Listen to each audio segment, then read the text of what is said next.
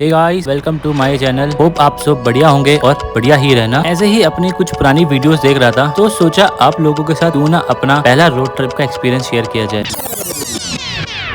तो मेरी पहली रोड ट्रिप थी स्पीति वैली ट्रिप इन 2019। आपको मैं बताना चाहूँगा कि मुझे उस टाइम पे बाइक चलानी नहीं आती थी, फिर भी हमने रोड ट्रिप करी। ये सब कैसे पॉसिबल हुआ, कैसा रहा मेरा फर्स्ट रोड ट्रिप का एक्सपीरियंस, हमने क्या क्या चैलेंजेस फेस किए, ये सब देखने के लिए आप मेरी वीडियो को एंड तक जरूर देखिए। तो इस ट्रिप की शुरुआत हुई ऑफिस में बैठकर। ऑफिस में ऐसे 4 दोस्त बैठे हुए थे और सोचा यार कहीं ऐसी जगह चलते हैं जहाँ कभी ना गए हो, थोड़ा एडवेंचरस हो और रोड ट्रिप का मजा भी आए। कुछ गूगल किया तो स्पीति वैली ट्रिप का इमेजेस सामने आए और वही इमेजेस तो आपको पता है स्पीति वैली ट्रिप की क्या अमेजिंग होती है। उसको देख के तो ऐसा लगा भैया अब तो जाएंगे तो यहीं जाएंगे, क्योंकि वो पास में दिखा रहा था। मोर ओवर हम लोगों का प्लान ये था कि हम इस रोड ट्रिप को 5 दिन में फिनिश करके दिल्ली वापस आ जाएंगे।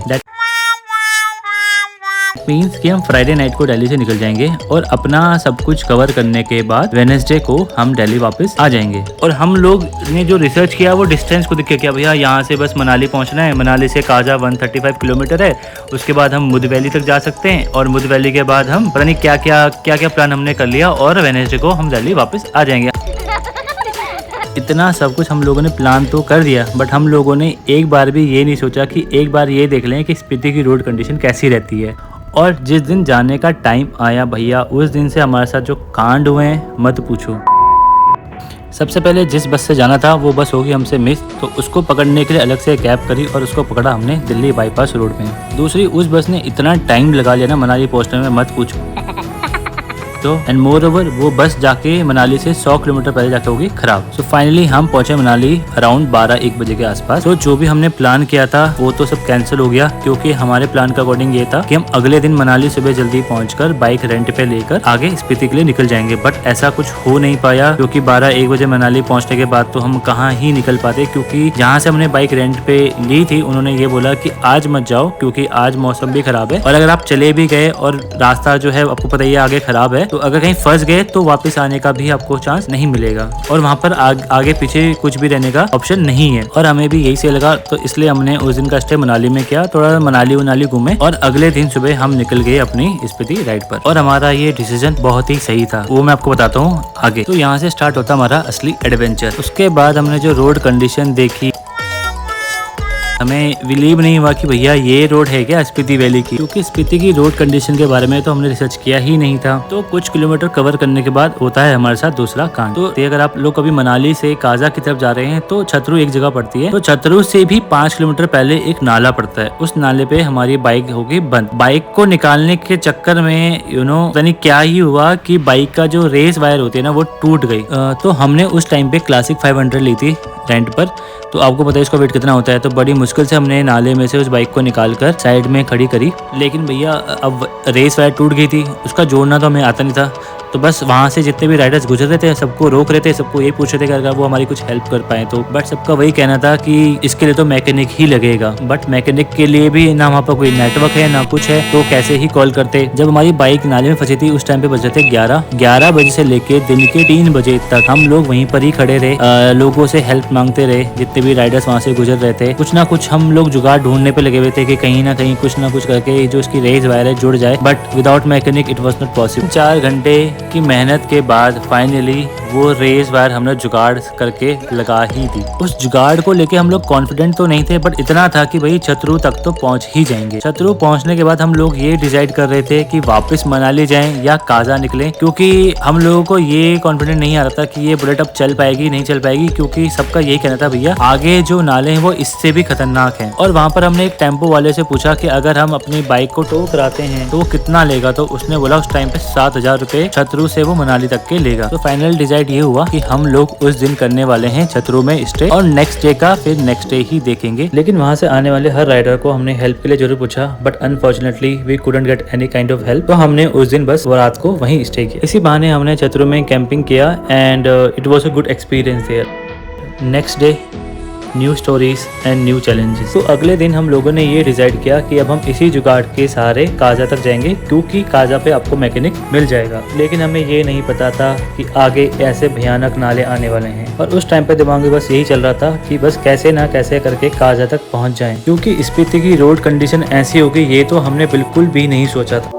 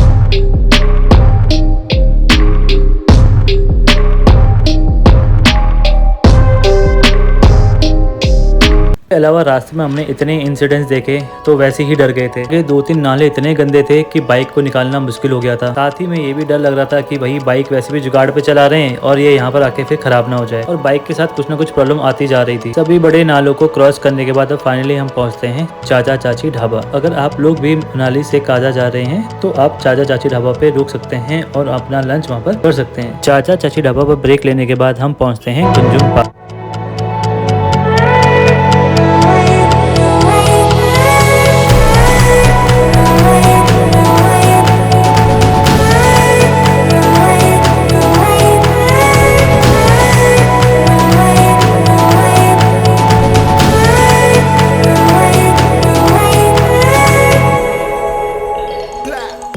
कुंजुम पास पे कुछ टाइम स्पेंड करने के बाद फाइनली हम पहुंचते हैं काजा, और छतरू से काजा पहुंचने में हमको लग गए 8 से 10 घंटे।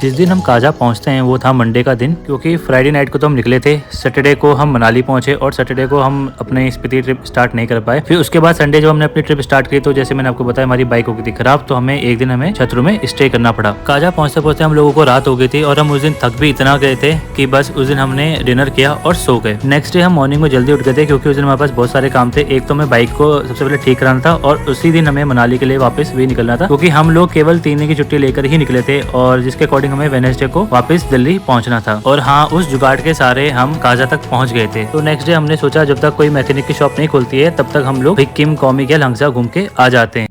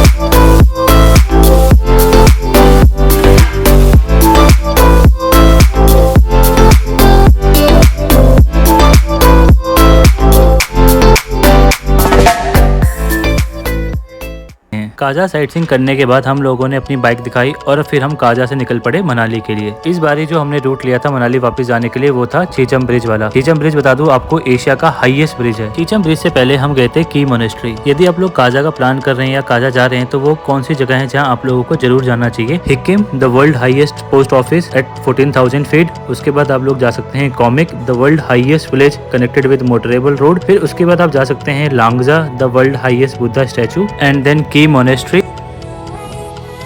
And Chicham bridge. बाकी रेस्ट आप लोग काजा मार्केट घूम सकते हैं। अब बात करते हैं हमारे सफर पर। काजा से तो हम मनाली के लिए निकल गए थे, बट हम उस दिन भी मनाली नहीं पहुंच पाए क्योंकि काजा से निकलने में ही हम लोगों को देर हो गई थी। अराउंड 3 बजे तो हम काजा से निकले थे और उसके बाद हम लोगों ने ये प्लान किया था कि एटलीस्ट हम लोग चंद्रताल तक तो पहुंच जाएं। क्लोसर के पास एक बड़े नाले की वजह से वो रास्ता ब्लॉक हो गया था, तो हम उस दिन भी आगे नहीं जा पाए और हमें उस दिन वहीं स्टे करना पड़ा। तो उस दिन हम वहाँ रुके थे तारा होम स्टे पर। यदि आप लोग काजा साइड या स्पीति साइड जाते हैं तो आप लोग होम स्टे ट्राई कर सकते हैं। लोसर में नाइट स्टे करने के बाद नेक्स्ट डे अर्ली मॉर्निंग में हम फिर मनाली के लिए निकल गए। फिर से वही नाले, फिर से वही चैलेंजेस पार करते करते फाइनली हम पहुंचे मनाली रात को। तो ऐसी रही हमारी स्पीति ट्रिप इन 2019। अपनी फर्स्ट रोड ट्रिप या स्पीति ट्रिप से मैं ये सीखा कि अगर आप कोई भी रोड ट्रिप का प्लान कर रहे हैं तो उस जगह के बारे में पहले ही थोड़ा बहुत रिसर्च कर लो, ताकि आपको उस जगह की कंडीशन के बारे में पता हो और आप अपने को उसके अकॉर्डिंग प्रिपेयर कर सको। इसके अलावा थोड़ी बहुत pre planning and preparation is also important. Preparation का मतलब जैसे कि आपको कुछ ऐसी चीजें जो आपको अपने साथ जरूर ले जानी चाहिए। 2019 की ट्रिप के बाद मैंने ये सोच लिया था कि मैं भी बाइक चलाना सीखूंगा और नेक्स्ट टाइम अपनी बाइक से स्पीति आऊंगा। सो इन 2021 मैंने स्पीति सर्किट कंप्लीट किया अपनी बाइक पर। Thank you guys for watching my videos. अगर वीडियो अच्छी लगी तो लाइक कीजिए, शेयर कीजिए अपने दोस्तों के साथ, कमेंट कीजिए जो भी आप लोगों को पूछना है, बताना है या कोई भी फीडबैक देना है, और सब्सक्राइब कीजिए मेरे चैनल को Ronin travelogger. Thank you guys for your love and support.